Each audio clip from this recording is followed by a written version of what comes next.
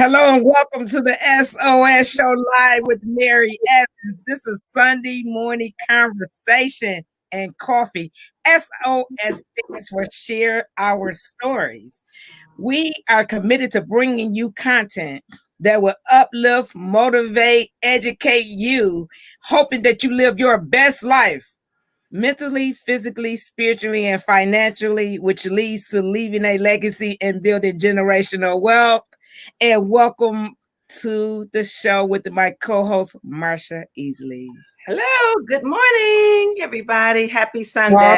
Welcome to conversation. Happy Sunday this morning. Well, let me tell you, I'm representing my Lions today because we need another win.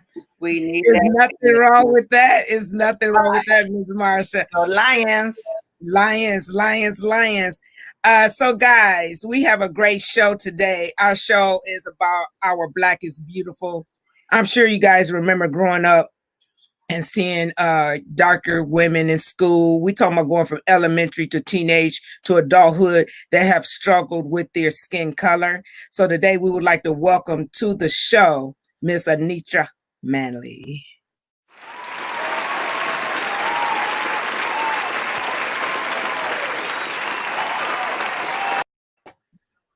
Hello, welcome.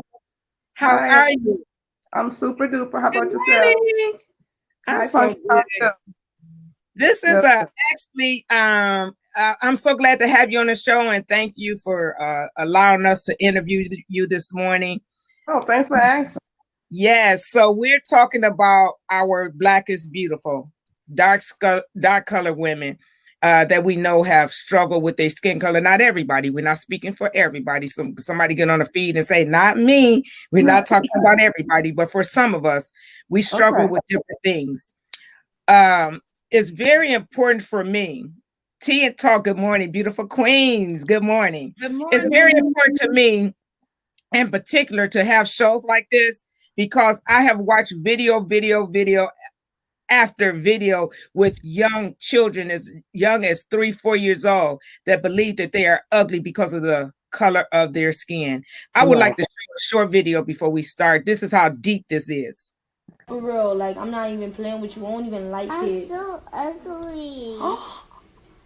What? Don't say that. Don't say that. Don't say that. You are so pretty. You all shut up. Go in the room. When you look at yourself, you supposed to say, I'm so pretty. You are so pretty. Do you hear me? You got the prettiest little dimples.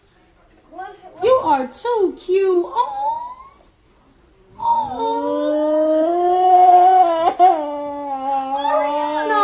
you gonna make me cry. You're not ugly. Baby girl. Oh my God. Ariana. You're not ugly.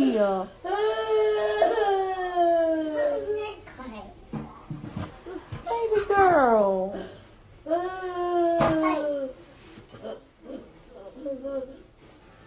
You are so pretty. You are like you have this beautiful chocolate skin. Like you are just so gorgeous. You got these dimples. Remember what I told you? How many people got 2 dimples?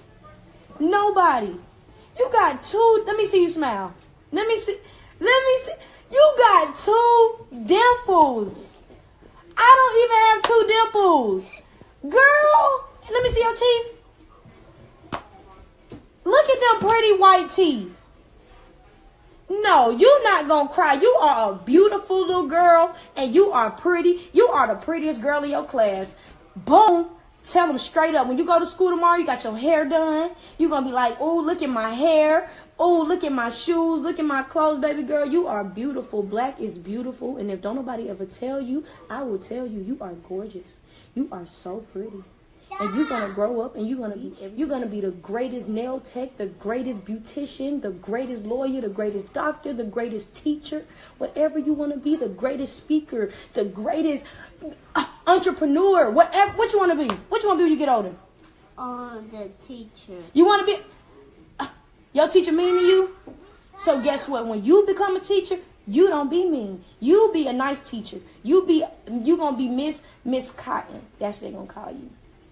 Miss Cotton,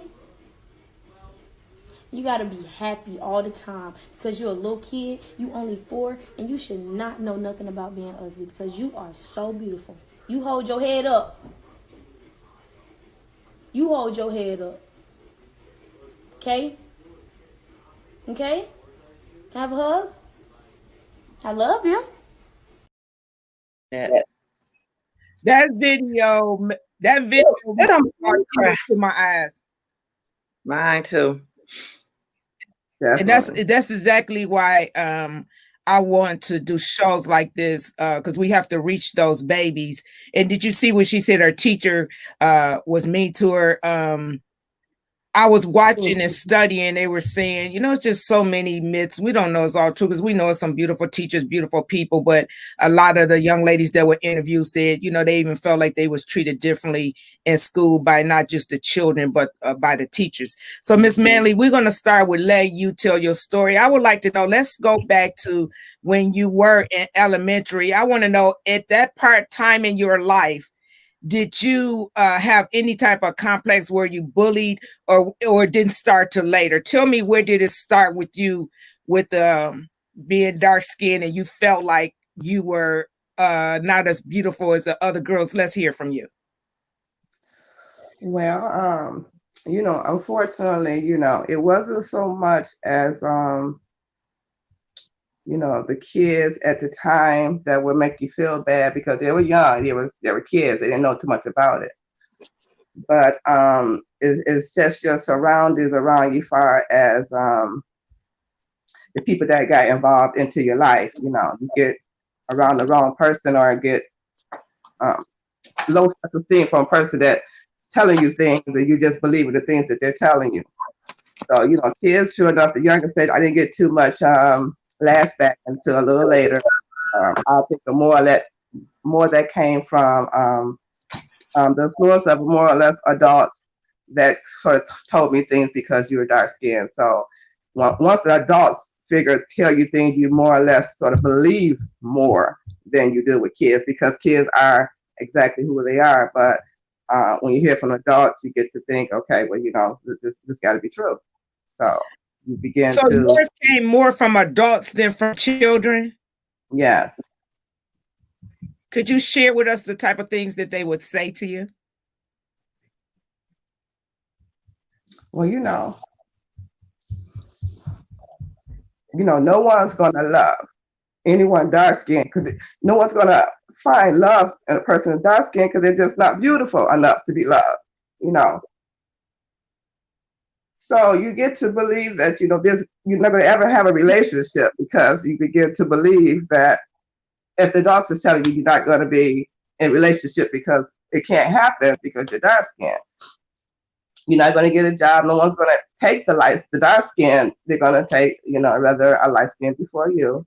If you go to Christmas parties and you want to join in with the groups or whatever, they're not going to pick the dark skin one. They're going to pick the light skin one. So, and then adults just confirm it. When you have to come home and you say, "What did I tell you?" You shouldn't have went. So. And I'm so sorry to hear that. And I know it's hard, and I see it's still painful for you, even in your adulthood, the things that you experience. And that's what people don't understand is how many things that we carry over to our adulthood because of things that was implanted in our childhood. And I'm going to tell you something, Ms. Manley. I always struggled in my family younger. I always had the big hips and a big butt, and I could hear, and adults never understood when they would say things to me. I grew up with that complex for a long time, always trying to cover up things, and it just made myself look bigger. But I would hear adults say, I'll walk past and they'd be like, "Oh, look at that, she gonna be big as a house." And those things stay with me so long. I mean, in my adulthood years and even in dating, they would be like, "Boy, they don't understand." And they planted that seed and it has carried, and look at you in adulthood and it's still hurting. Yeah. And don't even be dark skinned and skinny where you cannot gain weight. You know what I'm saying? Like literally cannot gain weight. So the dark skinned and the skinny together, is just a double whammy. Seriously, I'm just telling you, it's a double whammy. So you're either trying to eat more to gain weight, or you just trying to fit in just because you can't change the color. You understand? But you just try to fit in. But, you know. My goodness. Kimberly say you're beautiful, wonderfully made, and don't let no one tell you any different. So guess what? Thank you, Pumpkin. Now that we have, you are a beautiful Black woman. You are. So now we have pushed past, because I actually thought it would be more of the children. But you are from here and you talk, it was the adults. So any adults out here listening, please be mindful the way you talk to the children. It's so important, because they take that to heart, take that through years into their adulthood, which is something that you are struggling with right now today. Let's talk about when you began to date. How was it in your dating once you became teenage? Did it get any better, or did you experience that through the teenage years, beginning to date from the men? Tell us about that. You know what I believe what saved me during my teenage years is my grandmother. You know, she helped me, go to church and believe in God. Oh.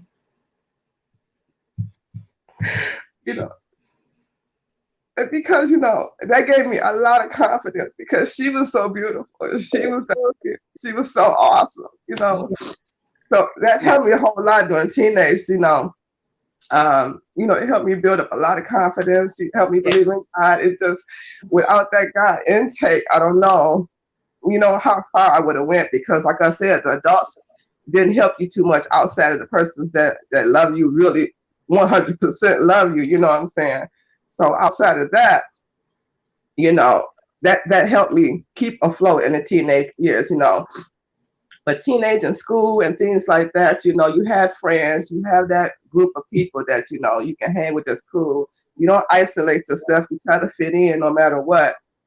But I have an awesome personality. To me, I have an awesome personality. And I try to fit in with anyone that I can to. But, if you're not going to be, at this point, if you're not going to hate me, you're going to either be jealous of me, or you're going to either love me. So I don't try to install no jealousy towards me. I don't try to do any of that, because I love everyone. If you know me, get to meet me, you'll see there's not a person in this world that I can say that truly hate me.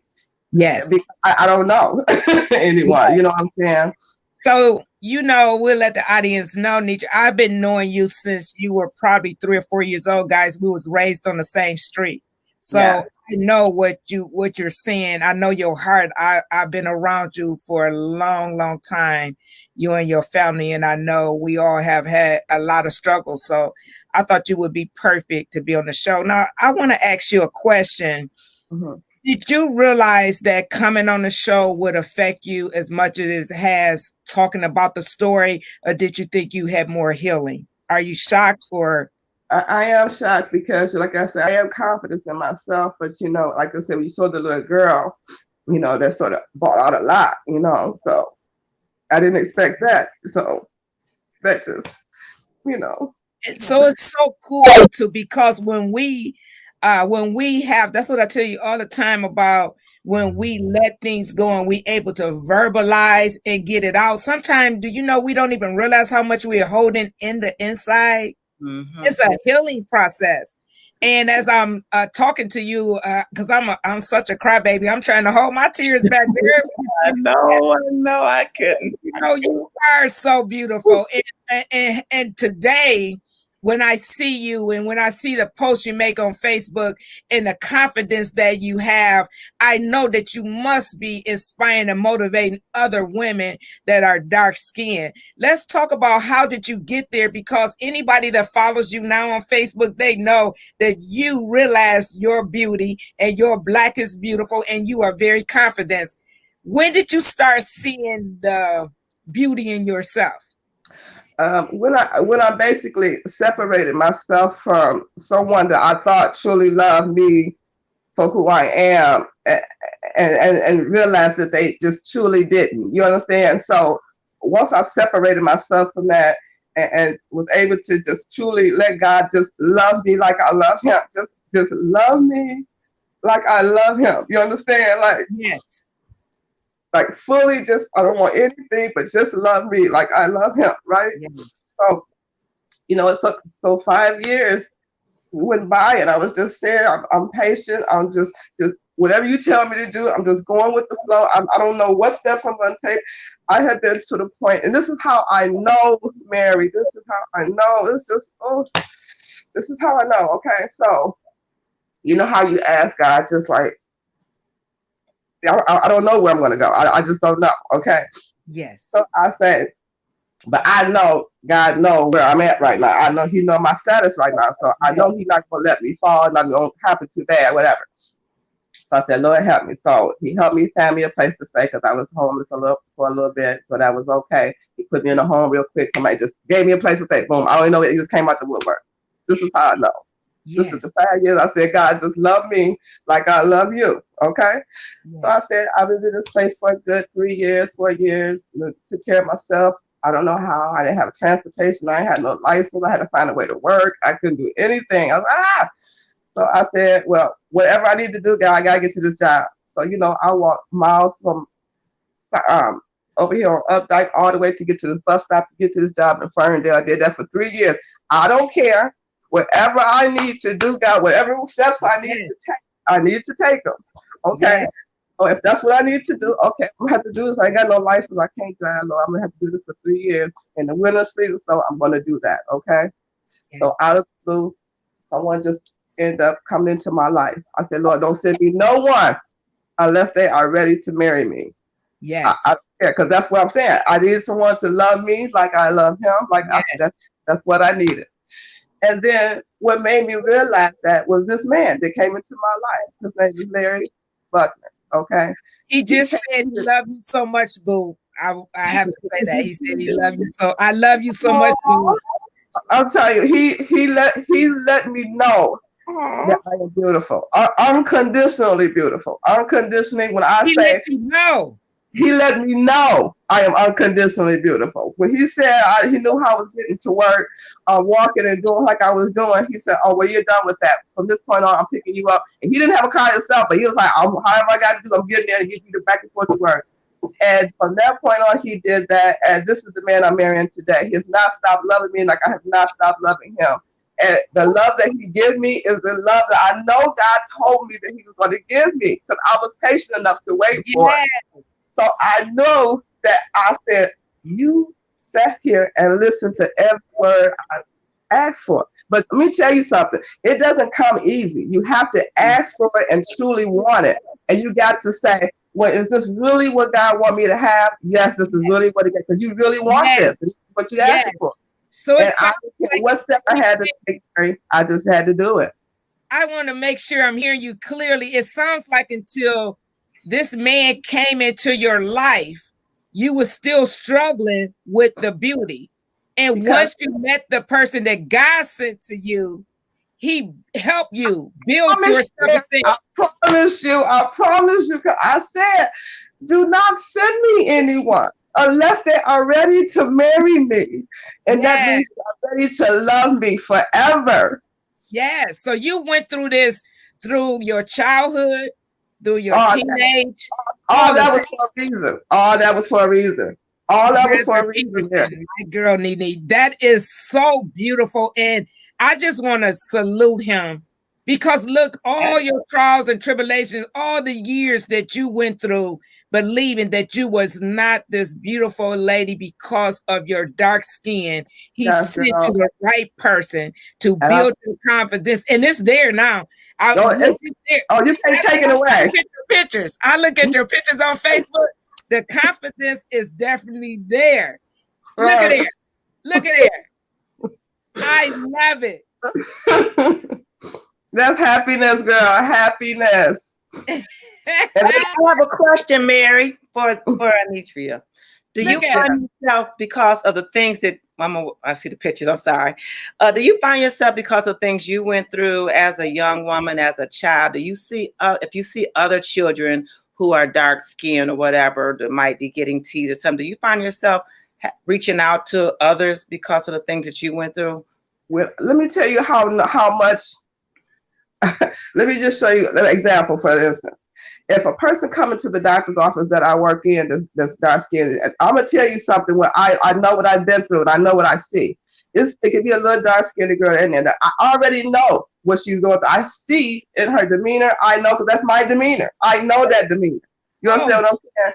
From the time she comes in here, I'm already putting more attention to her because to let her know I already see what you're feeling. So for you know from point one that you are beautiful. Don't even come in here with your head down. You are just that one that's next to you here coming behind you. So yes, I have not an issue at all. Just holding them and letting them know. I promise you that skin is the skin that you are. God blessed you with. This is your absolute gift that you have no idea that is such a gift for you. I couldn't see my skin any other way. Seriously. You know what I hear you say that's so amazing? When you see these dark little girls, you already know. You know the demeanor. You already know. And we talked about this earlier before the show, how it's such a difference in dark-skinned women, dark-skinned men. I asked you, I say, I've met so many dark-skinned men. And what did you tell me? What is the stereotype about dark-skinned men? They're fine. They're lovely. Oh, they're sexy as all get up. I tell you, I need me a dark-skinned man in my life. I love chocolate. Yes. And we talked about the difference in men and women because you have two boys. And I said, I know you probably didn't have to go through the things if you had a dark-skinned little girl. I was watching a video and you know, I was wondering too to myself, you know, why didn't I have a little girl? Like, you know, these boys, I love my boys. They are like, when I say they are awesome, they are the most awesomest pumpkins in the whole world. They love me like so much that they are my kings. I swear they're awesome. So yes, I asked myself too, why did I have a little girl? But I trust me and believe me, I think it's the reason why, because I couldn't even bear the pain that she would have to feel. And I was suffering more of the pain she feels, knowing that she feels that way. So I needed these boys I don't have to feel like that. Like you felt that, like we said, how they feel about dark skin. All of them are fine dark men. All of them. There's never been ever a question about how fine they are because it. My brother is very dark because my mother had brothers that were very dark and her father was very dark, and my brother picked up that dark complexion. All my life, all my friends were saying, "Your brother." That's all I heard. Your brother's so fine. Never. That's all I heard. So it's the difference. I was watching a video and a dark young lady. Now this is in 2020. She gets into an Uber and the driver was driving and the driver said, "You know what? If somebody gave you $20,000, would you bleach your skin?" And she said, "For what?" He said, "Because you're so dark, then people, you would be more beautiful and people probably wouldn't stare at you as much." Now, this is what we look like when we don't love ourselves. Do you know who this is? Hard to tell, huh? Yeah, Little Kim. She bleached her skin. And you see beauty. It's just sad. That's pretty bad right there. It's sad to see that we have society in our mindset has women have been so damaged to they went to the point of having their skin bleached. It's so sad. I would never get to that extreme. You either take me as I am or you just don't take me at all. So we've came a long way, Miss Manley. You know that we didn't even have black dolls. Yeah, none of that. Beautiful black dolls. I think Marsha, you had one that you wanted to show. Good because she's a black Barbie and it's a little glare, but she is so beautiful. I like it. I have tons of them, and I'm glad they're making the dolls more, colorful now. I'm really not only like Anedria said, they have the dolls now with the afros, the braids. Right. We are representing. Riri Jackson, that's a spirit that takes possession of you to make you feel that your blessed skin tone is ugly. Absolutely. It was within us. So I always do research when I do a show. And one of the things, and I'm always reading, but one of the things they were saying, we know that it goes all the way back to the slavery. We're gonna go there. The white supremacists, they felt like the darker you are, the less worthy, you were ugly, you were lazy, and they put them in the field, and the light fair-skinned Black were in the house. Nevertheless, unfortunately, you were still a slave. It didn't matter, light-skinned slave or Black slave, Right. but they were treated differently. And I think a lot of our mentality, not all of it, but think back 400 years ago when they were separating us by skin color over 400 years ago. So I'm saying to say this, we have came a long way when it comes, because I hear a lot of comments now about beautiful Black women. We know that we are beautiful, no matter what shade you are. And so I had a picture that I found that I wanted to put up. We come in so many different shades of Black, and we are all beautiful. Look at that. Nice. So many different shades of Black. Black woman, we queens, and we are beautiful. Absolutely. So if there's anything that you would like, this was an awesome show. We talked about a lot of things, but if it's anything that you would like to leave the audience with today, that someone that might be watching with low self-esteem because of their skin color, what would you say to them? I would say to them that basically a person that says that to you have low self-esteem themselves to point out your beauty. Because for them to notice you that much, it must be something striking to them. So don't feel as if it's a letdown. Look as if it's a compliment, because you noticed me. That's a notice of a beauty. So don't look at the down. Keep your head up, and you're beautiful. Always. Always beautiful. Absolutely. Donna Jean Brown, professional people have a tendency to overlook dark-skinned Black women as well. That's absolutely true. Absolutely true. Marsha, what would you say to the audience? Black don't crack. All right, T and talk. I just want to piggyback on something that you've been saying, is just make sure we talk to our young people and let them know that Black is beautiful, and they do not have to worry or be ashamed of their skin tone, because that's where we first get our first impressions when we're young. Yes. And so it's very important that we just really instill it on them, and just do everything we can to show them all the different examples and things like, hey, you are beautiful. You are beautiful. And guys, ladies, if you have an idea for a show, Marsha and I will be glad to have you as a guest on Coffee and Conversation on Sunday morning. If you have a topic and you would like to be on the SOS show live with Mary Evans, please DM, send us a message. Miss Riri Jackson has a comment, and that'll be the last comment I read. Please, guys, like, share. I appreciate you interacting with the show. Riri Jackson, we were at one point in time rulers of this earth because we are earth, and earth is multicolored shades of brown. Yes. Yes. Now, and know that we will rule again. Yes, we will embrace that tone because God gave it to us to pass through the light. Amen. Yes. Guys, ladies, we appreciate you tuning in. And on Sundays, that's what we do. Coffee and Conversation. We'd like to talk to you sitting on your couch, a virtual show on the SOS show live with Mary Evans. See you next Sunday at the same time. Thank you, and Miss Manley. Bye-bye, Mary. Thank you.